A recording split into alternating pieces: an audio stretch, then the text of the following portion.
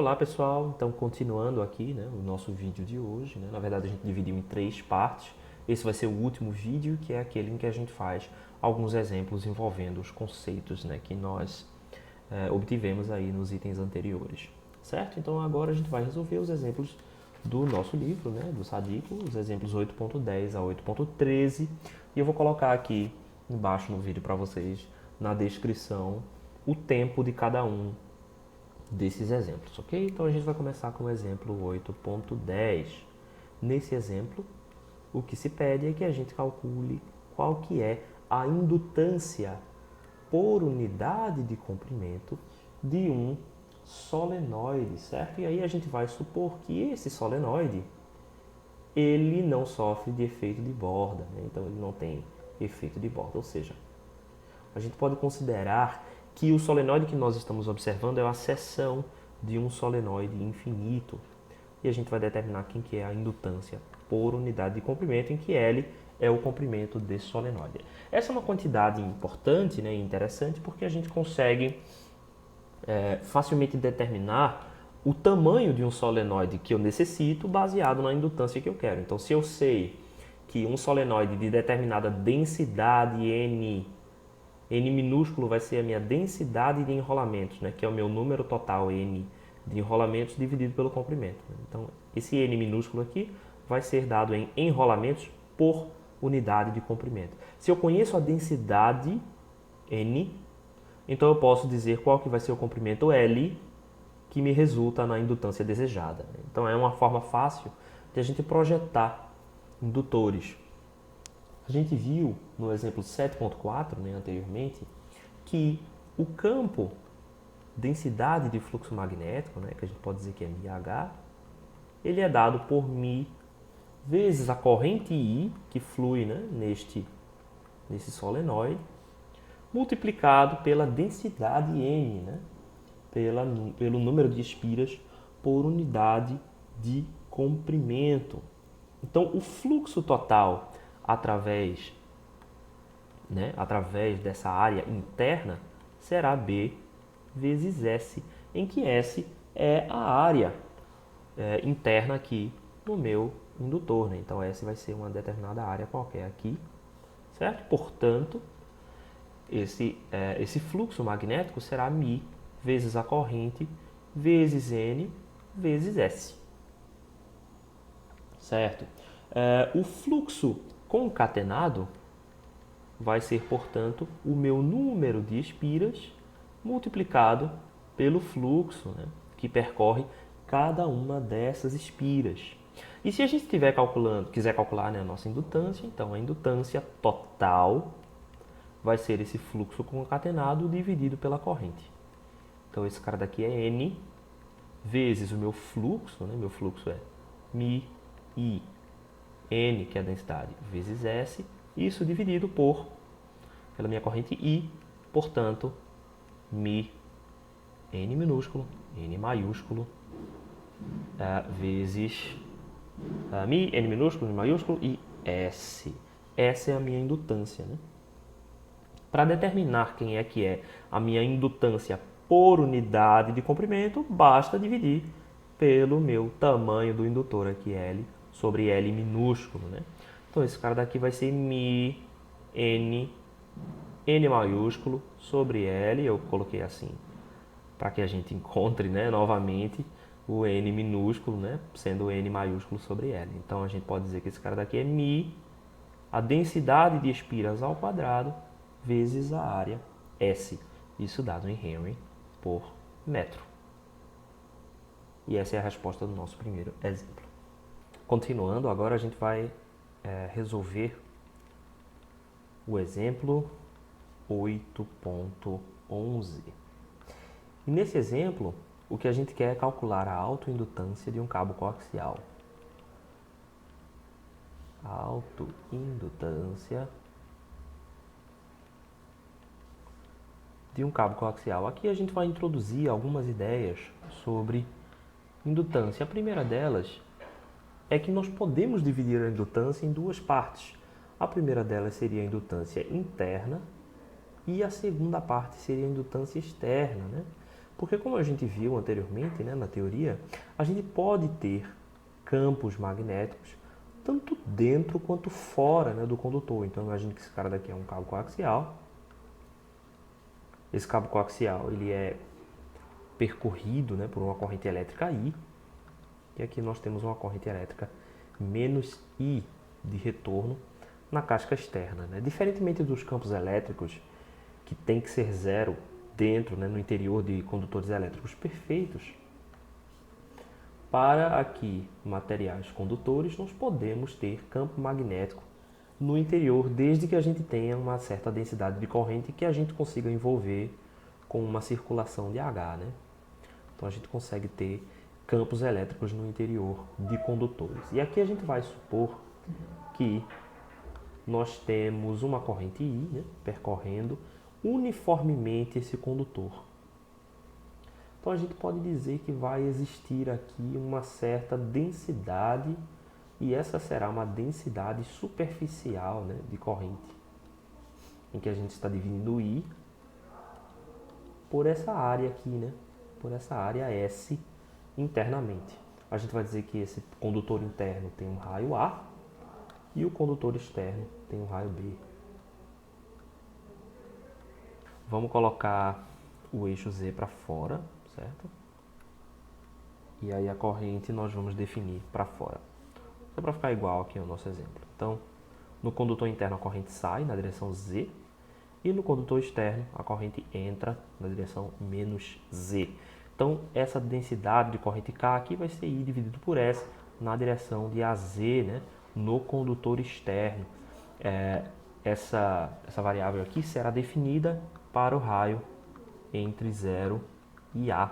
A gente vai supor que essa densidade de corrente ela é uniforme, né, que a corrente se distribui uniformemente dentro do condutor interno. Então, como a área, né, desse condutor interno aqui é π vezes R ao quadrado, então a nossa densidade de corrente é I sobre π vezes A ao quadrado na direção AZ.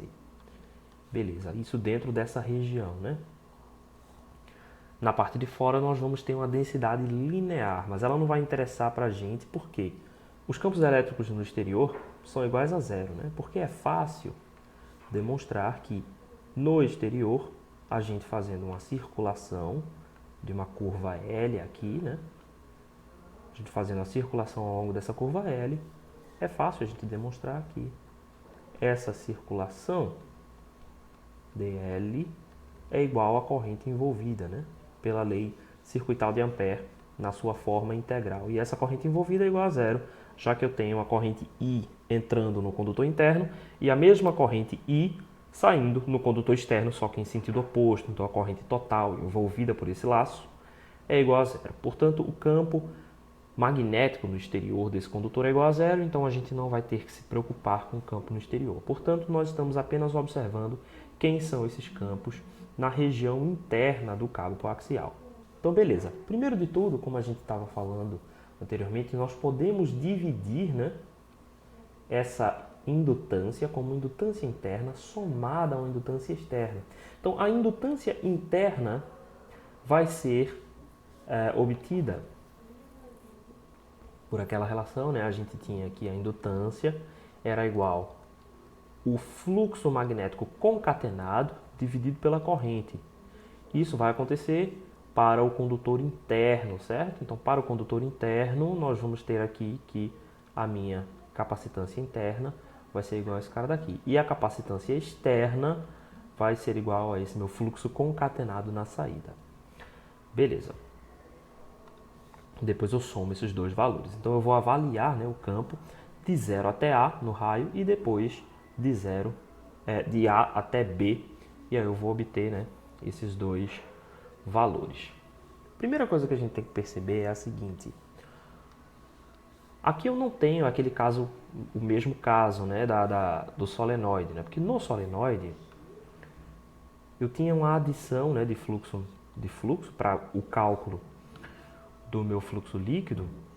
Eu tinha um certo número N de espiras e eu podia calcular o fluxo, né? Eu iria encontrar um fluxo psi. E para encontrar o fluxo líquido, eu precisava apenas fazer N vezes psi. Esse não é o caso aqui, né? Então eu não posso simplesmente dizer que a minha indutância é igual a N fluxo sobre corrente e calcular o fluxo dentro dessa região interna, né? Eu não posso fazer isso, porque essa corrente aqui, ela não é a mesma, né, em todos os pontos. Quando a gente vai fazendo essa integração, quanto maior é a minha superfície de integração aqui, a minha casca, em que eu estou integrando aqui o volume, maior vai se tornando essa corrente. Então eu preciso encontrar uma outra forma de fazer, né, de obter essa igualdade. E a forma que a gente vai obter essa igualdade é a seguinte. A gente pode fazer uma igualdade com a energia, certo? Então, qual que é a energia magnética dentro deste volume, né, dentro dessa casca? Eu posso dizer que ela é 1 sobre 2 a integral de B vezes H. Tudo isso integrado no volume. Isso implica que eu posso dizer que existe um elemento infinitesimal de energia no espaço, e esse elemento infinitesimal de energia equivale a 1 sobre 2 B interno H integrado ao longo de dV. Permita-me fazer uma alteração aqui nessas equações, porque dV eu posso expressar como ds interno dl, né? Então, o que é que eu vou escolher? Eu vou escolher ds na direção de φ, então integrando ao longo de ρz, certo? Então, dρ dz na direção φ, esse cara vai ser o meu ds. E o meu dl vai ser a minha integração de linha ao longo de φ. Então, vai ser dφ a φ. Esse cara vai ser o meu dl, eu vou integrar nas curvas, né? E as minhas superfícies ds serão esses quadrados ao longo de ρz. Então isso significa que eu posso reescrever esse dv aqui, reordenando tudo certinho. Esse cara fica 1 sobre 2, b interno h, isso multiplicado por ds dl. Como aqui eu tenho, eu escolhi aqui o meu problema corretamente, né? Eu sei que dentro do material, o campo, densidade de fluxo magnético e o campo magnético, todos apontam na direção φ. E também o meu ds escolhido aponta na direção de φ e o meu dl escolhido aponta na direção φ. Como todos apontam na mesma direção, eu consigo reescrever essa equação fazendo o meu elemento infinitesimal de energia vai ser igual a 1 sobre 2 B ds, isso multiplicado por H dl. Beleza, então eu vou guardar essa equação aqui. Qual é o segundo passo agora? O segundo passo basta eu lembrar que a minha energia agora no volume total, certo? Minha energia no volume total equivale a 1 sobre 2 indutância vezes a corrente ao quadrado. Trata-se aqui da energia total, né? Então essa corrente I aqui é a corrente total em todo o volume, certo? Em todo o volume não, é em todo o condutor interno. Essa corrente I. Beleza. Então eu posso escrever essa indutância aqui como sendo o fluxo sobre a corrente I. E isso vezes I ao quadrado, né? Então, portanto, esse cara daqui vai resultar em 1 sobre 2 fluxo concatenado vezes a corrente I. Ok. Então, quem é que vai ser, a partir dessa igualdade, o meu elemento dWm? Certo? O meu elemento dWm pode ser expresso como 1 sobre 2 d lambda, né? Em que lambda é o meu fluxo concatenado, isso multiplicado pela corrente. Então, igualando essas duas equações, quem é que eu tenho, né? 1 sobre 2, vamos olhar lá na primeira equação, né? BDS, né? Quem é BDS? Meu BDS é o elemento infinitesimal do fluxo magnético, né? Já que o meu fluxo magnético é igual à integral de B ds, né? Então eu posso chamar esse cara daqui de d psi. Seria o meu elemento infinitesimal de fluxo magnético. Então, 1 sobre 2 dψ. E do outro lado, eu preciso fazer uma integração. Essa integração aqui em HDL, na curva fechada em torno de φ, vai dar a minha corrente envolvida por esse laço. Então, a minha corrente envolvida no laço. Isso é igual a 1 sobre 2 d lambda vezes a corrente total. Isso implica que o meu elemento infinitesimal do fluxo concatenado é igual ao meu fluxo magnético vezes uma razão, né? A razão da corrente envolvida sobre a corrente total. Para dentro do meu volume, então para ρ contido entre 0 e A, eu tenho que o meu elemento infinitesimal, né, do fluxo concatenado é igual a dφ, dψ, né? Deixa eu só colocar aqui. Ok. O meu elemento do fluxo concatenado é igual ao elemento do fluxo magnético que multiplica a minha corrente envolvida, né? Então, quem é a minha corrente envolvida? É a integral de K ds, né? Então, K vezes a área π ρ ao quadrado, dividido pela corrente total, né? Que é K vezes π a ao quadrado, né? Eu posso expressar aqui dessa forma, que obviamente vai dar I, né? Já que eu defini o meu valor de K como sendo essa razão. I sobre S, né? Beleza. Então, para essa região entre 0 e A, o meu d lambda será igual a d psi ρ sobre A ao quadrado. E para fora dessa região, para ρ entre A e B,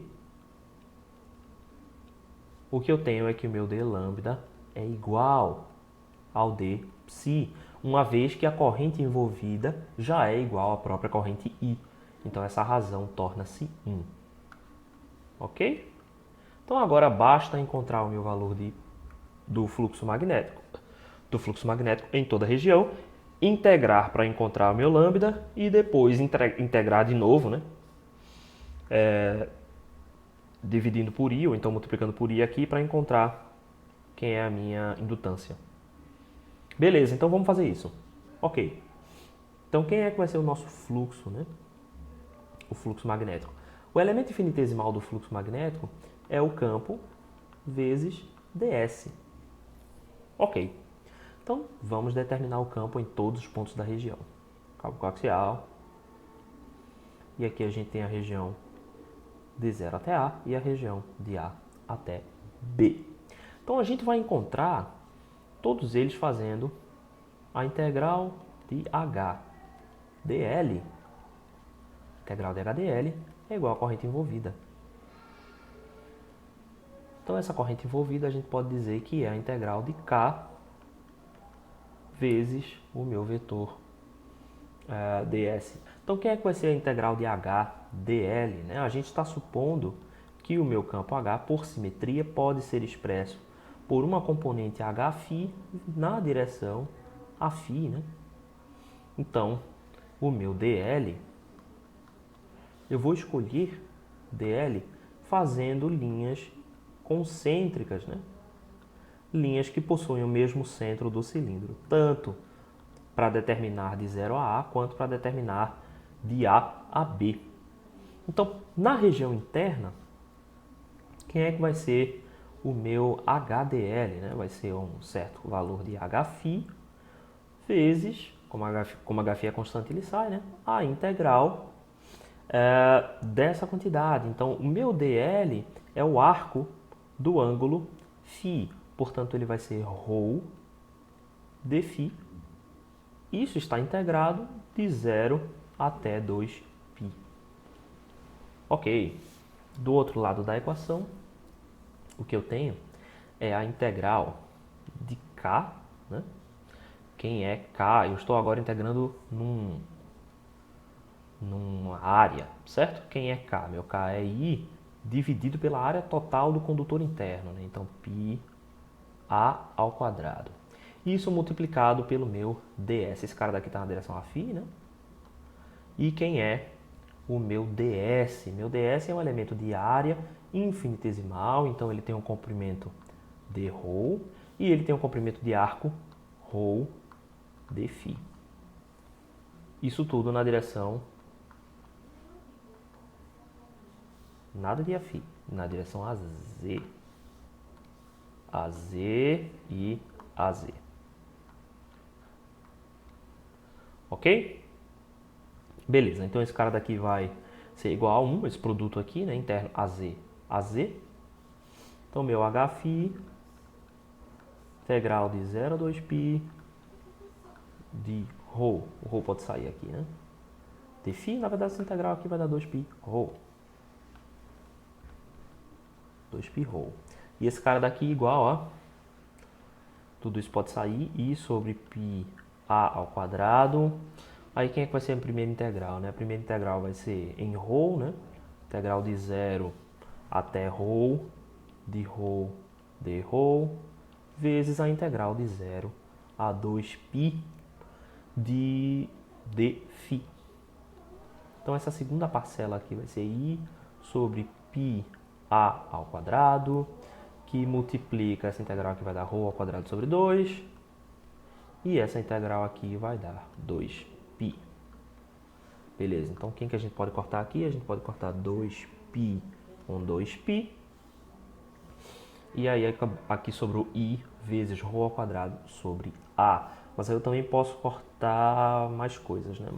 Posso cortar esse ρ aqui com... Não, tá, vamos cortar depois. Vamos reescrever primeiro.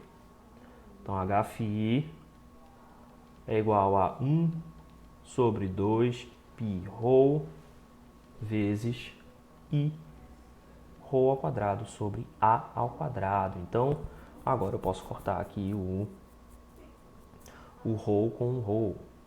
Esse cara com esse cara. Então, o meu campo será igual a I sobre 2π A ao quadrado vezes ρ.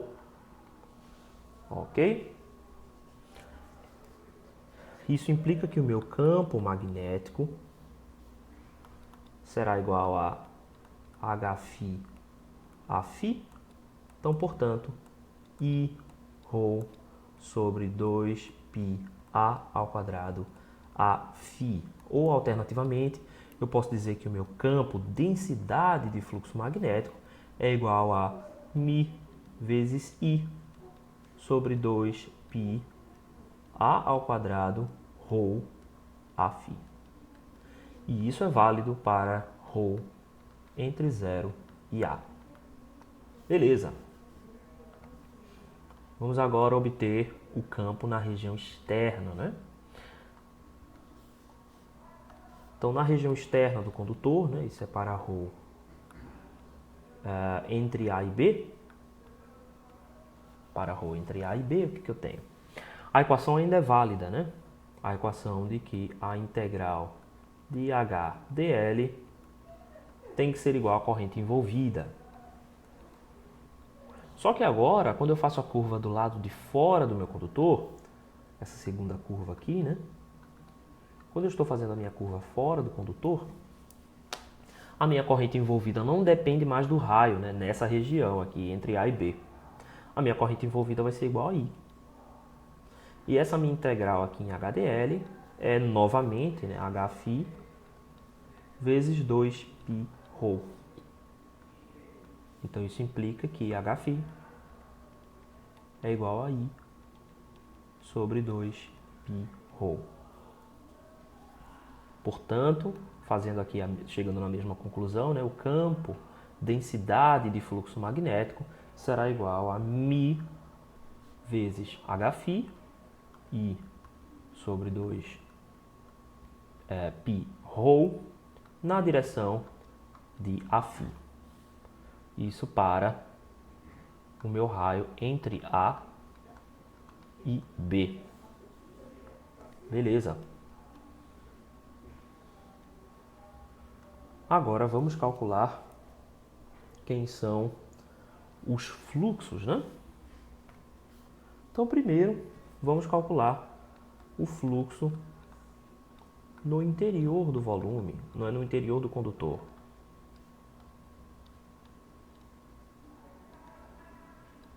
Então, o meu elemento infinitesimal de fluxo no interior do condutor é B vezes ds. Né? Então, a superfície que eu preciso escolher para calcular esse fluxo são as superfícies que estão na direção, que são superfícies cuja normal estão na direção de afim, né? Então, se a gente observar o condutor assim de cima,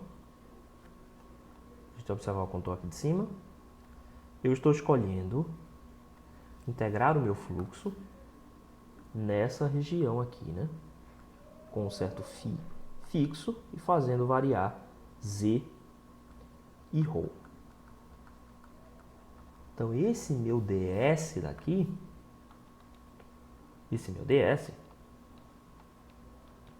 é igual a dρ dz na direção afim.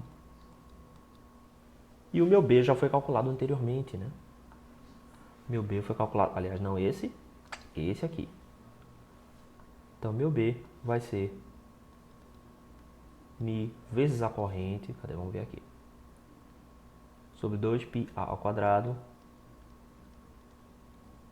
ρ na direção afim, e isso vezes dρ dz. Ok. Só que esse cara daqui é o elemento infinitesimal do fluxo, né? Não do fluxo concatenado. O fluxo concatenado de lambda, e aí d lambda 1 para a região interna, né? Na região interna, meu d lambda 1 é igual a d psi 1 vezes a corrente sobre a corrente envolvida, tá onde? Aqui, ó. Certo? Sobre ρ sobre a ao quadrado, né? Quer dizer, vezes ρ sobre a ao quadrado. Então, ρ sobre a ao quadrado. Beleza. Então, quem é o meu fluxo concatenado 1? Primeiro vamos fazer aqui o dψ1, né? Ele é mi I sobre 2πa à quarta ρ ao cubo dρ dz. Pronto, então agora para encontrar esse fluxo, a única coisa que eu preciso fazer agora é integrar esse valor, né? Então os limites de integração de z serão de 0 até um certo comprimento L, né? Vamos dizer que esse indutor aqui tem um comprimento L. E a minha integração em ρ será de 0 até A, porque eu estou calculando, né, o meu fluxo no interior do condutor, certo? Beleza, então, mi I 2πa ao quadrado ρ ao cubo dρ dz. Beleza? E agora? Eu posso separar essas equações, né? Então, meu fluxo concatenado interno será igual a mi I sobre 2πa ao quadrado, então tirei todo mundo, integral de ρ ao cubo dρ, integral de dz. Essa integral aqui vai de 0 até L e essa integral vai de 0 até A. Então, mi I 2πa ao quadrado. Essa integral aqui dá ρ à quarta sobre 4. Então, avaliado em A, vai dar A. Aliás, esse quadrado aqui sumiu, não foi? Não, tá errado isso aqui. Vamos lá. Isso aqui não é A ao quadrado, que é A à quarta. E aqui também. A à quarta. Beleza. Então, esse cara daqui vai ser A à quarta. E essa integração vai dar ρ a quarta sobre 4. Então, a quarta sobre 4, esse é o ponto final, menos o inicial que é 0, então esse ponto inicial aqui também não entra, né, no nosso resultado. E a integral de dz de 0 a L vai dar L. Veja que interessante, né? O nosso valor final da indutância interna, ele não depende do raio A. Isso é um resultado até muito interessante, né? O que significa que nós podemos fazer esse condutor interno o fino quanto a gente queira, e isso não vai implicar em nenhum problema aí na nossa indutância. A gente não reduz a indutância por fazer o condutor interno ser pequeno. Então, essa indutância total aqui vai ser μi sobre 8π vezes L. O que implica... beleza. Então, quem é a indutância interna por unidade de comprimento? Essa indutância interna por unidade do comprimento, né? A indutância é lambda sobre I, e isso tudo dividido por L. Então, esse cara daqui dividido por I, L, é igual a μ sobre 8π.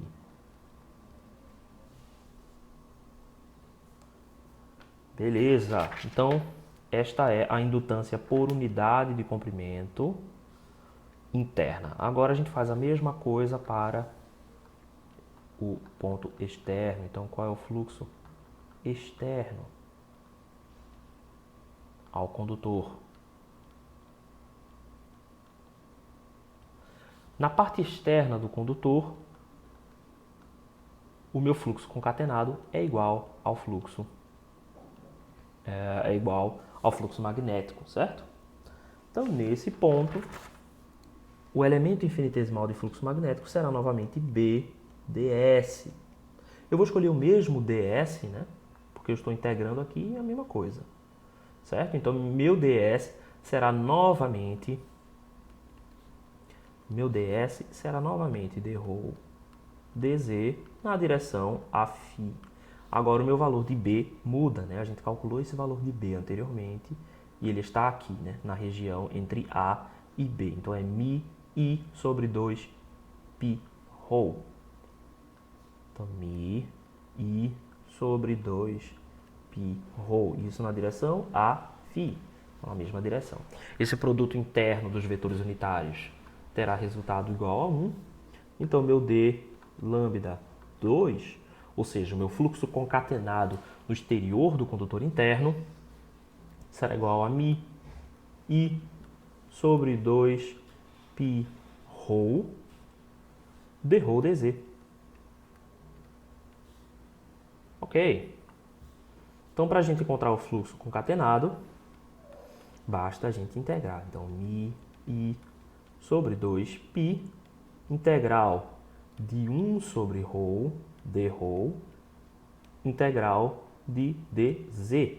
dz vai ser integrado entre 0 e L novamente, mas agora dρ será integrado entre A e B, certo? Nos limites externos. Então, esse cara daqui vai ser o fluxo magnético concatenado na parte externa do condutor. Então, essa integral aqui, né? Essa parte é constante, μi sobre 2π.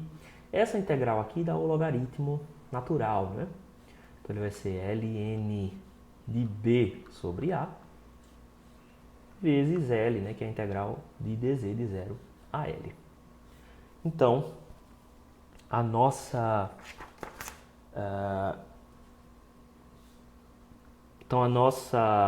indutância externa por unidade de comprimento é o meu fluxo concatenado 2 sobre L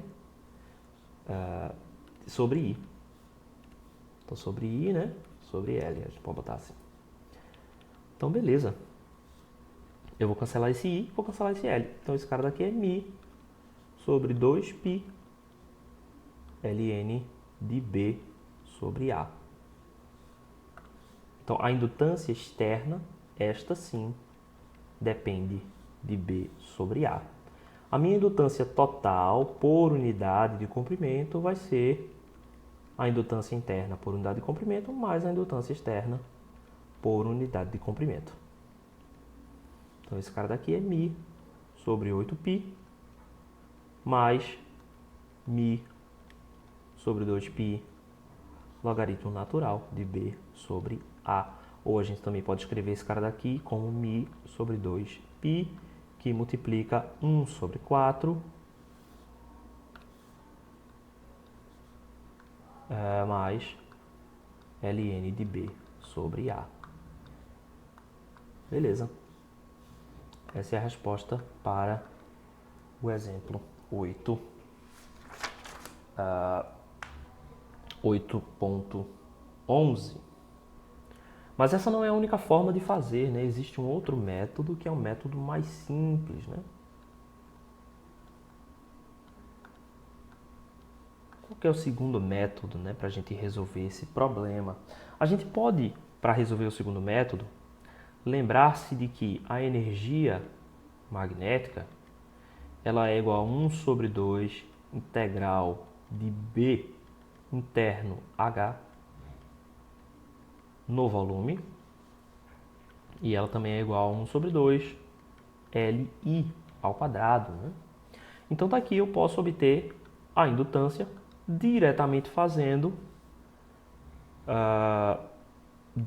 eu vou cancelar aqui 2 com 2, então 1 sobre I ao quadrado da integral de B interno H dV. Então essa é uma forma bem mais simples, né, da gente resolver esse problema. Tá? O método 2 vai ser um problema de resolução muito mais simples. Então eu posso também chamar esse cara daqui de μ sobre I ao quadrado da integral do módulo de H ao quadrado dV. E a gente obteve H anteriormente, né? Quem é H? Aqui a gente já pode dizer que é o módulo de H, né? Porque aí já integra mais fácil no volume. A gente tem dois valores diferentes para o módulo de H. Então o primeiro deles foi esse aqui, ó. Na verdade, aqui. Então, I ρ sobre 2πa ao quadrado. Então, I ρ 2πa ao quadrado. Esse cara daqui era o módulo, né? E o segundo era I sobre 2π ρ. Então, I sobre 2π ρ. Esse cara daqui entre 0 e A, e esse cara daqui entre A e B. Beleza? Então agora é só a gente integrar. Essa minha indutância vai ser novamente a indutância interna mais a indutância externa. Então a indutância interna vai se tratar de uma integral volumétrica que integra a energia magnética só de 0 até A, enquanto a indutância externa integra essa energia de A até B. Então a gente vai dividir o volume entre o volume interno e o volume externo. Né? Beleza. Só um momento, espera aí.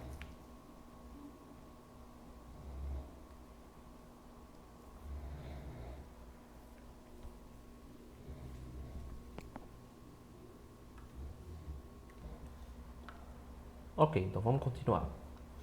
Quem é que vai ser a indutância interna, né?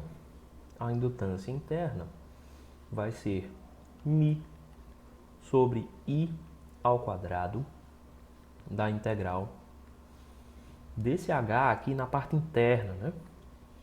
Então, quem é o H na parte interna? É I ρ sobre 2π A ao quadrado, certo? Essa integração vai ser feita no volume, né?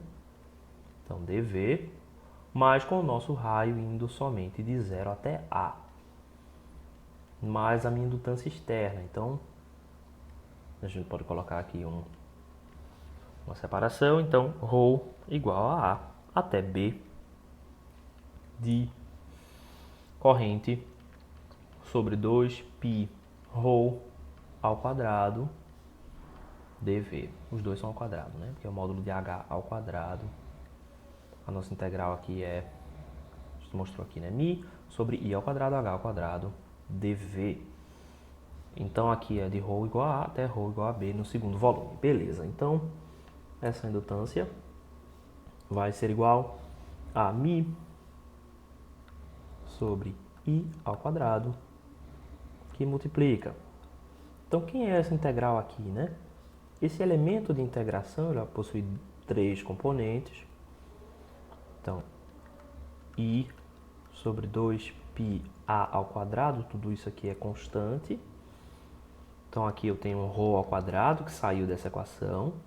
Então, ρ ao quadrado sai da equação. E o meu elemento dV é ρ, dρ, dφ, dz. Então, os limites de integração em ρ é de 0 até A, em φ de 0 a 2π e em z de 0 a L. Mais a minha integral no volume aí os termos constantes são I sobre 2π, tudo isso aqui vai ser ao quadrado, 1 sobre ρ ao quadrado, vezes o meu elemento de volume infinitesimal, ρ, dρ, dφ, dz. Então, novamente, os meus limites de integração em ρ e em φ é de 0 a 2π e em z de 0 a L. Então, esses são meus limites de integração aqui em φ e em z. Mas em ρ, no raio, né, agora estou integrando de A até B. Então, como essas integrais aqui são iguais, né, quem é que eu posso tirar dessa equação? Meu I sobre 2π é igual em todo mundo, né? Eu também tenho as minhas integrais em φ e em z iguais. Então, tudo isso sai da minha integração, né? Então, mi sobre I ao quadrado, isso aqui já estava, vezes, eu vou tirar o I sobre 2π, então, I sobre 2π, isso tudo está ao quadrado, vezes as minhas duas integrações. Então, em φ, a minha integração dá 2π, e em z, essa minha integração dá L. Ok. Multiplicando essa minha primeira integral, né? Então, A ao quadrado é uma constante, tudo isso está ao quadrado novamente, então vai ser 1 sobre A à quarta, vezes a integral de 0 a A de ρ ao quadrado dρ. Beleza? Aliás, ρ ao cubo dρ. Ρ ao cubo dρ. Mais a integral de A até B de I sobre 2π ao quadrado já saiu. Então, aqui vai sobrar 1 sobre ρ dρ. Beleza? Então, aqui trata-se das mesmas integrais, né? Meu L vai ser igual a mi, a corrente vai cancelar, 2π vai cancelar, então vai sobrar mi sobre 2π, isso vezes L, né? Então, se eu passar o L dividindo, eu já obtenho a indutância por unidade de comprimento. Então, passei meu L dividindo, cancelei todo mundo, beleza. Então, essa integral aqui vai dar ρ à quarta sobre 4. Então, ρ à quarta vai dar A à quarta quando eu estiver avaliando no limite de integração, vai cancelar um com o outro, então vai dar 1 sobre 4, é o resultado dessa primeira integração. Mais a integral aqui que vai dar o ln de B sobre A. Então, a gente obteve aqui a mesma integral, né? Obteve o mesmo resultado quando comparado ao item anterior. E isso resolve a questão 8.11. E isso resolve a questão 8.11. Ok, vamos dar sequência, né, aos exemplos. O próximo exemplo que a gente vai resolver é o exemplo 8.12. E o exemplo 8.12 trata-se, novamente, da indutância por unidade de comprimento de um par de fios, né? Um par de fios paralelos. E aí, especificamente, esse par de fios paralelos possui raio A, né? E distância D, a distância entre os seus centros, né? Entre os seus eixos é a distância D. Vamos primeiro notar o seguinte, né? Já existe uma coisa que é exatamente igual entre esse problema e o anterior é que, do ponto de vista de um único desses dois condutores, esse cara aqui é exatamente igual ao condutor interno do cabo coaxial, né, que foi o último problema que a gente acabou de ver. Então a gente sabe que, se a gente calcula o fluxo concatenado, o fluxo concatenado será o mesmo no interior da região quando comparado ao fluxo concatenado de um desses dois condutores aqui. Então, já que a gente já tem essas respostas, né, nós já temos algumas respostas matemáticas com relação a essa região, a gente pode utilizar essa resposta para calcular a indutância por superposição.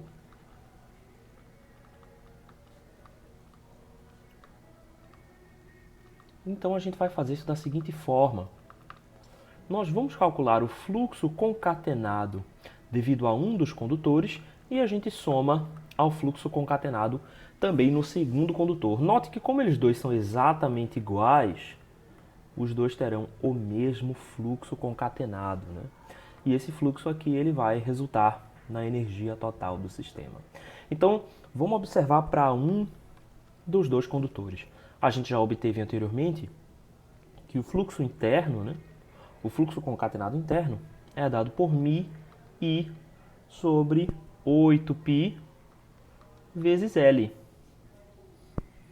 E o fluxo fora do condutor, né? Fora do condutor, o fluxo concatenado é igual ao fluxo magnético. Então a gente pode simplesmente integrar o valor do campo gerado pela corrente I envolvida por esse único condutor aqui.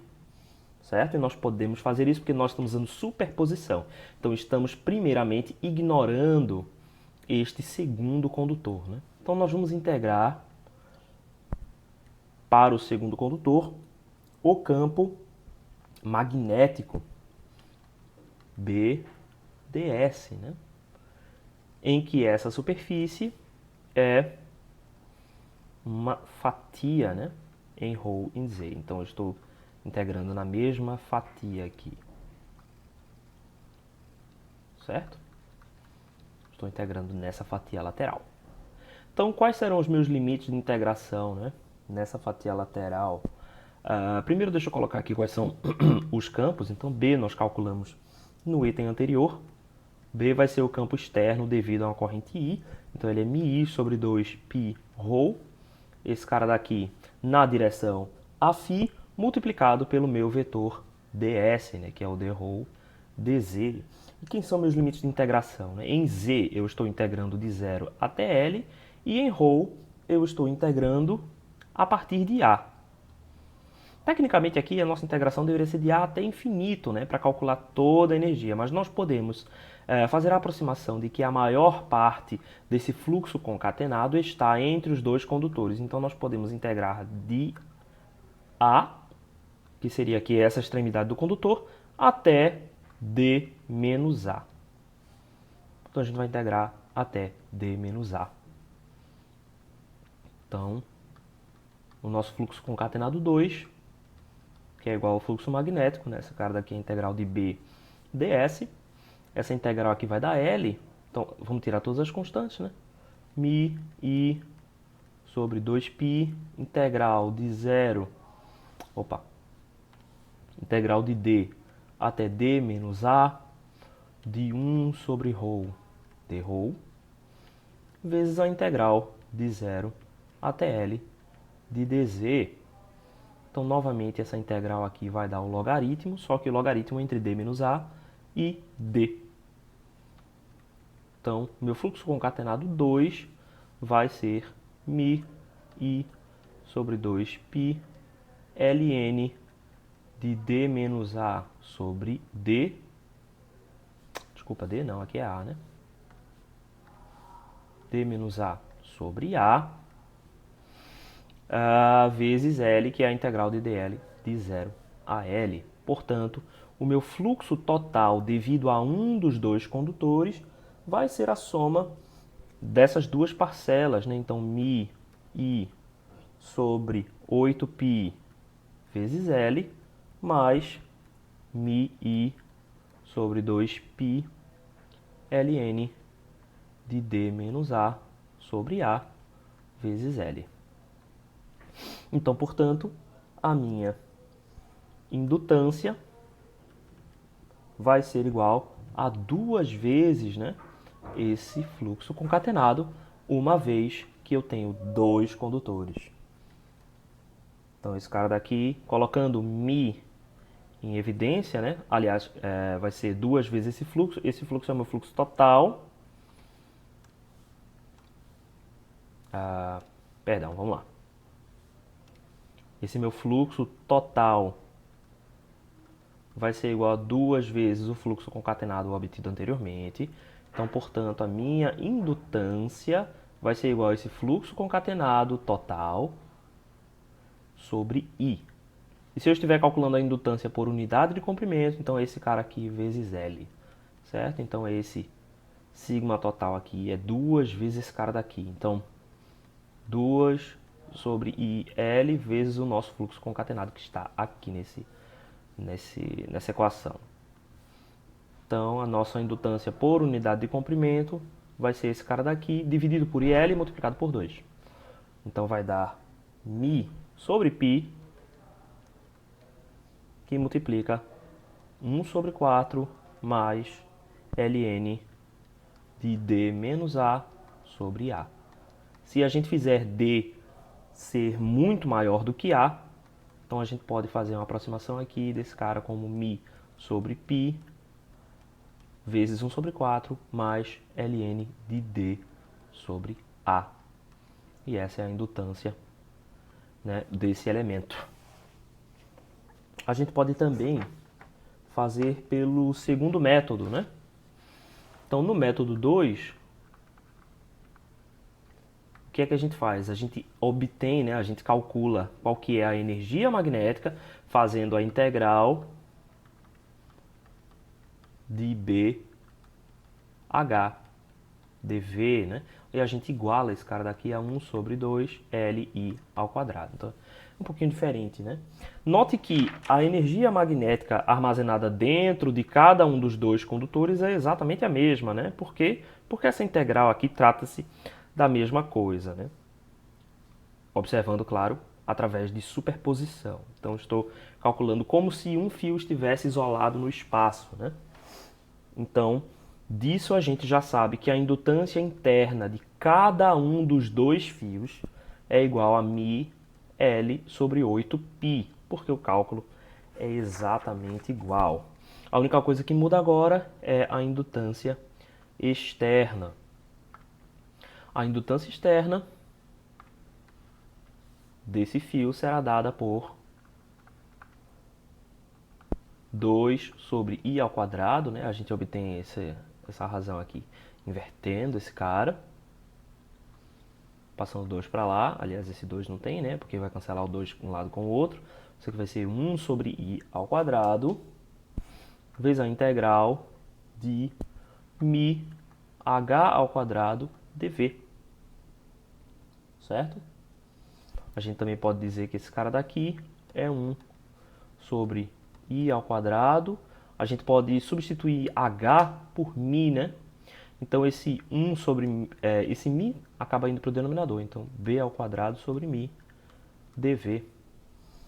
E aí a gente integra com o módulo do campo magnético no exterior do condutor, né? Então, 1 sobre I ao quadrado, a integral no volume externo, né, do campo magnético que a gente já obteve anteriormente, né, que é μ I sobre 2πρ.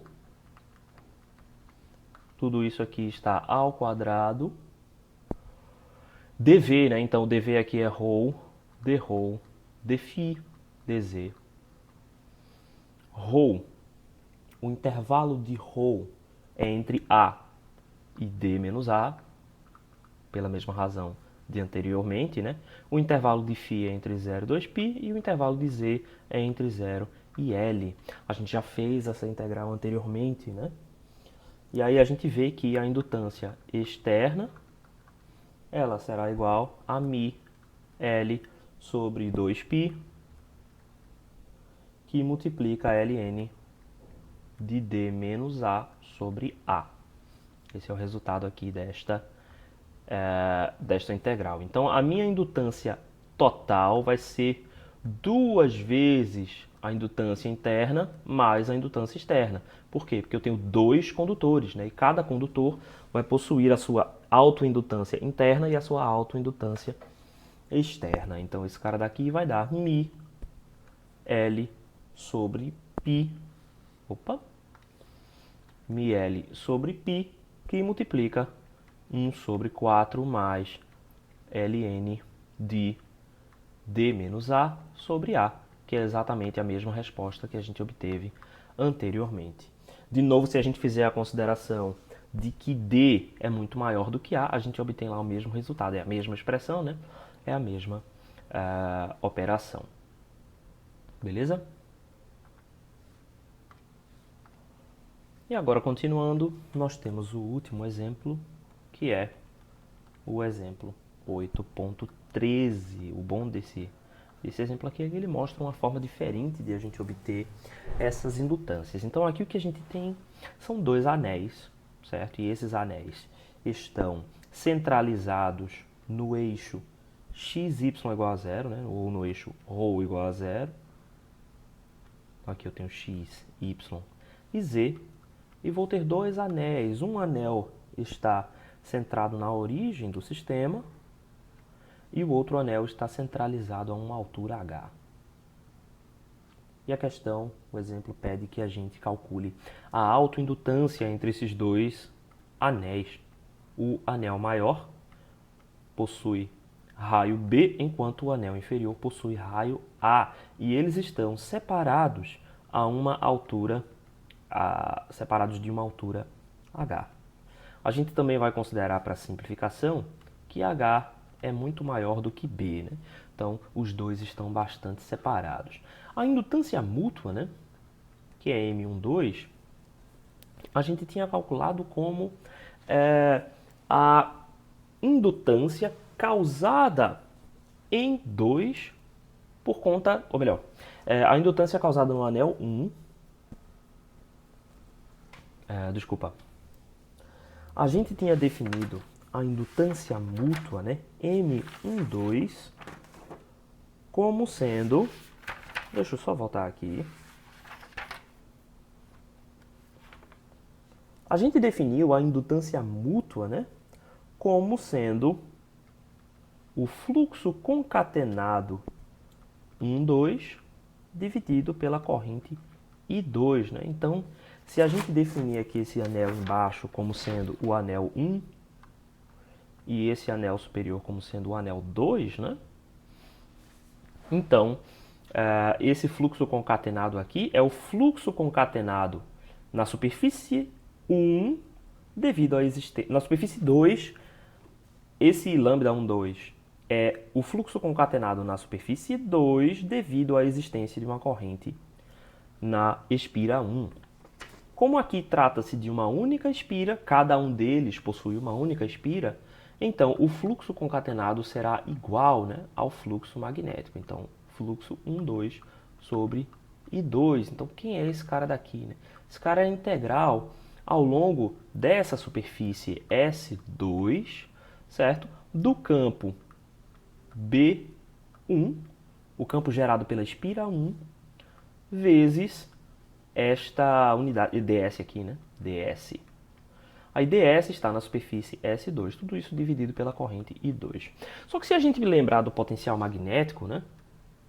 A gente tinha definido que o rotacional de A era igual a B, né? A gente escolheu A para satisfazer essa equação. Então, isso significa que o fluxo 1, 2 pode ser também calculado como a integral na superfície S2 do rotacional de A. Aí esse A é o potencial magnético causado pela corrente 1. Então, potencial 1 ds.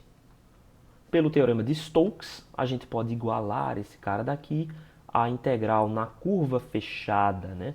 Essa curva fechada aqui, L2 de A dl.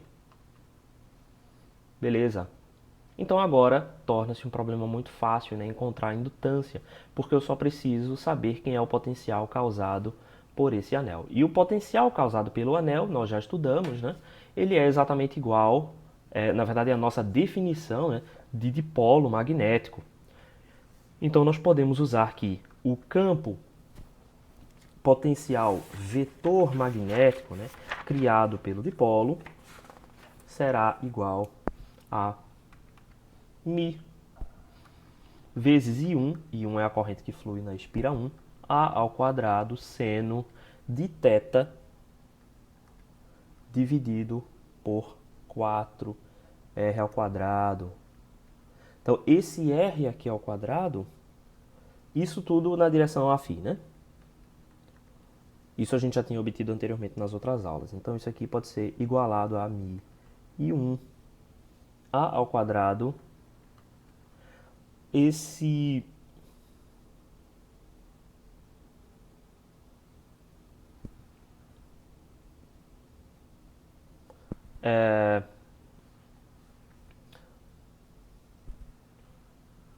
B. Isso tudo aqui pode ser igualado a μ.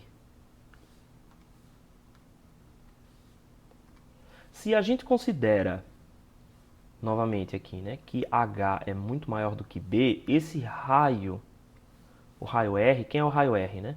É a distância entre o centro do meu dipolo elétrico e o ponto onde eu estou integrando a corrente, né?